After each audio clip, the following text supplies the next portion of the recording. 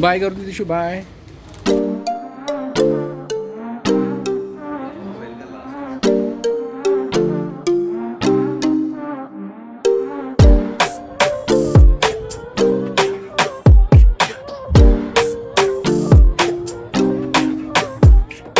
Everyone, welcome back to my channel. तो आज हमारा है जयपुर का ये तीसरा दिन। तो अब मैं हो रही हूँ फटाफट से तैयार, क्योंकि हमें जाना है बाहर घूमने के लिए। तो आउटफिट तो मैंने पहन लिया है, बस अब थोड़ा सा मेकअप कर लूँगी और फिर चलते हैं बाहर।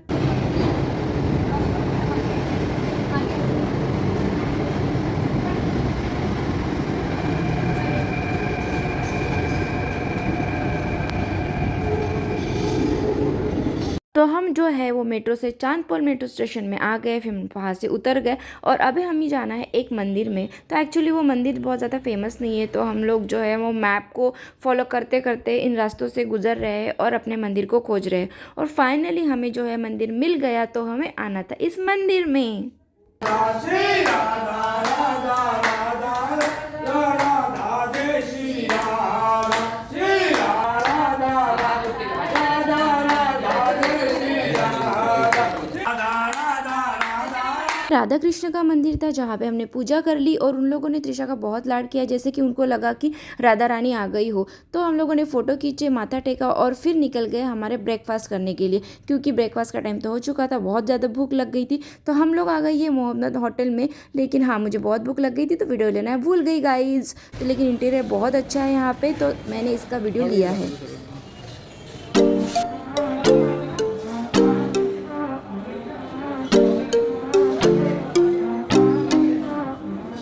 ते वर दाखव, ते वर.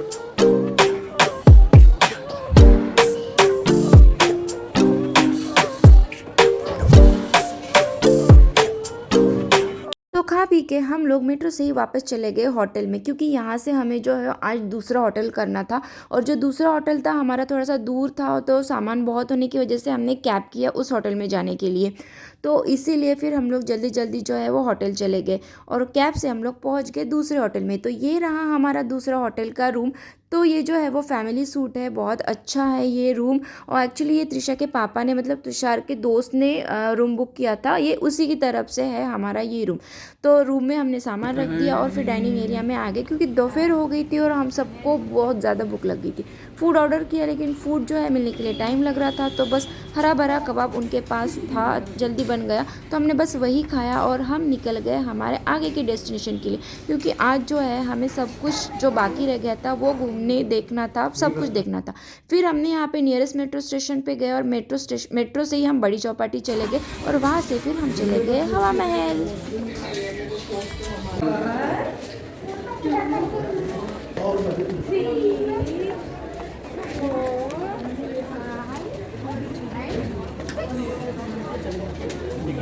बड़ी चौपाटी मेट्रो स्टेशन से जो है हवा महल वॉकिंग डिस्टेंस पे है, आपको कोई भी ऑटो या रिक्शा करने की ज़रूरत नहीं है। और यहाँ पे भी टिकट निकालने की ज़रूरत है, तो मेरा भाई जो है वो टिकट निकालने के लिए गया है।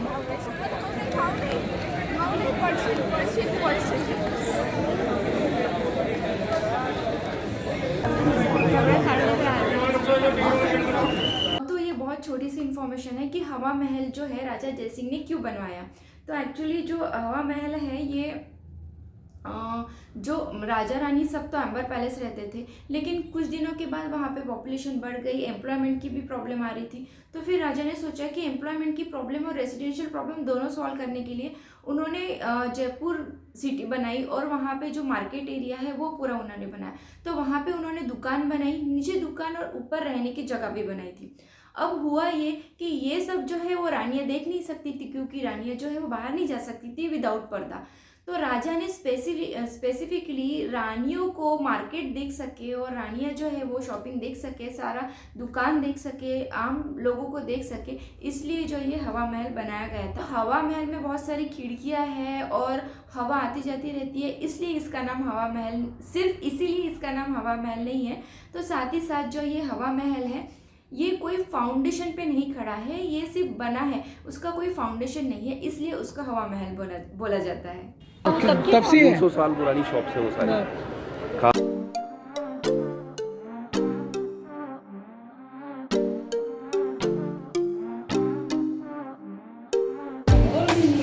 तो जा रहे हैं अंदर.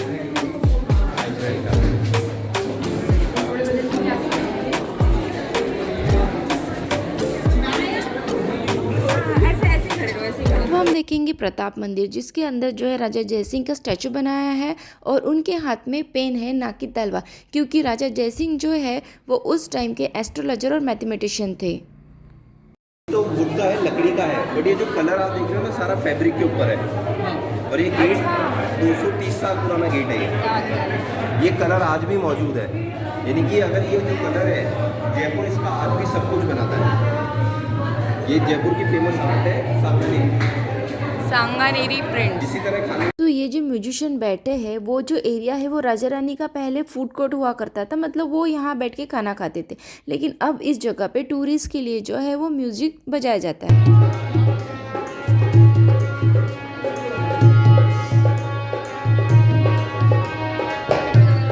तो ये जो पूरा एरिया है जहाँ पे अभी कठपुतलियों वाला शो चल रहा है टूरिस्ट के लिए, यहाँ पे पहले रत्न और जो जेम्स है उनका मार्केट लगा करता था सिर्फ रानियों के लिए। तो रानी यहाँ पे आती थी, अब जो भी पसंद आता था वो खरीदती थी, लेकिन वो पहनती नहीं थी क्योंकि वो सब कुछ जो है वो जेम्स रत्न मानी वो एस्ट्रोलॉजी के हिसाब से पहनती थी। तो जो एस्ट्रोलॉजर उनको बताते थे वो वही पहनती थी। यहाँ पे वो सिर्फ शॉपिंग करने के लिए आती थी। आप शूट करो असं ना, पकड असं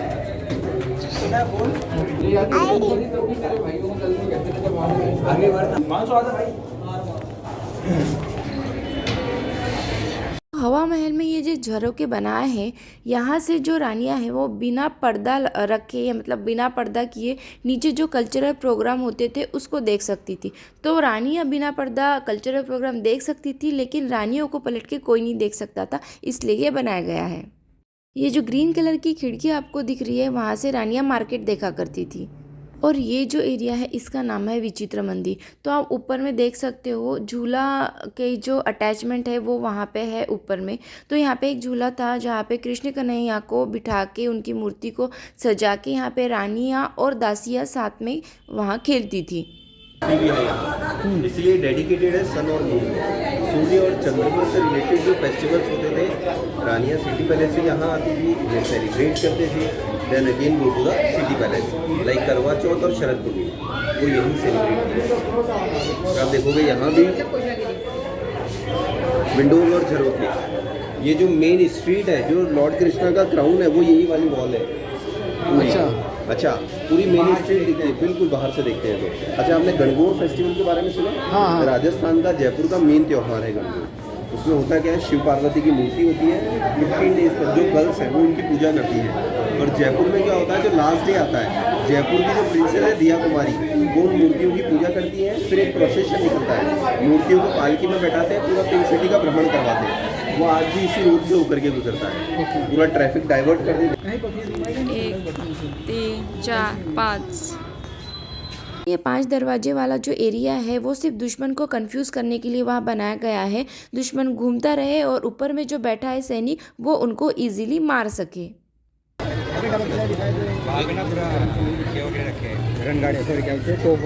तोप जैगट फूड में है, यहाँ भी है, आपको यहाँ भी देखने को मिलेगी। बट जो सबसे बड़ी तोप है वो जैगट फूड में। ये पूरी अरावली की पहाड़ियाँ, राजस्थान पूरा कवर्ड है। नहीं जाएगी, सुप्रीम कोर्ट ने रोक लगा दी।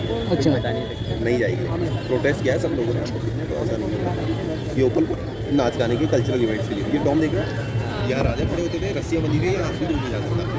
और सामने राजा भी छोटे मैंने आपको दिखाया, दोनों हमें सामने कलाकी से पूरे कलाकार यहाँ नाच गाना करते हैं। ये व्यू है जो हमें यहाँ से जयपुर का बहुत ही सुंदर देखने को मिला है। अभी हम फोटोज नहीं, ये जो आप कलरफुल कांच देख रहे हो वो एक्चुअली कांच नहीं है, उनके पीछे पुराने टाइम पे राजा ने रत्न मानिक जो है वो एस्ट्रोलॉजर के हिसाब से लगा के रखे थे।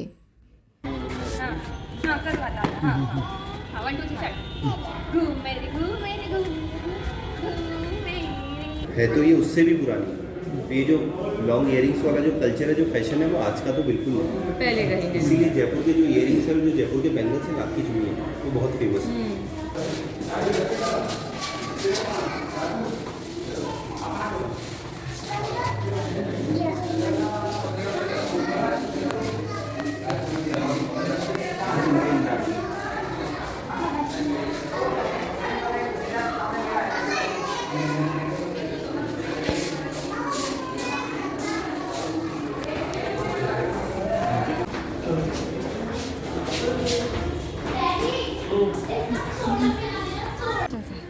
Let's go. अब हम जा रहे हैं जंतर मंतर हवा महल से।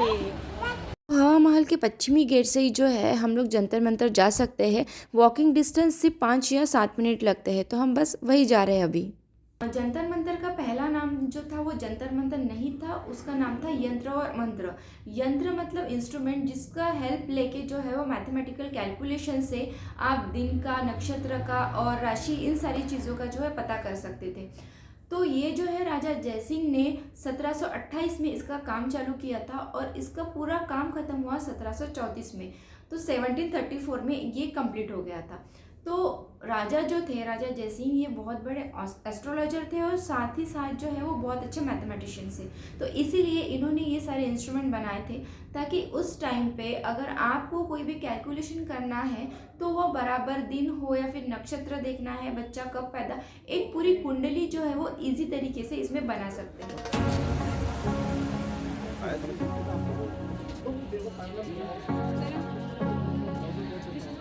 6 मंथ दक्षिण, दक्षिणायन। ये दक्षिणायन का पार्ट है। ओके। सन वहाँ है तो आप देखोगे मिडिल में अभी दक्षिणायन चल रहा है। दक्षिणायन में ही चल रहा है।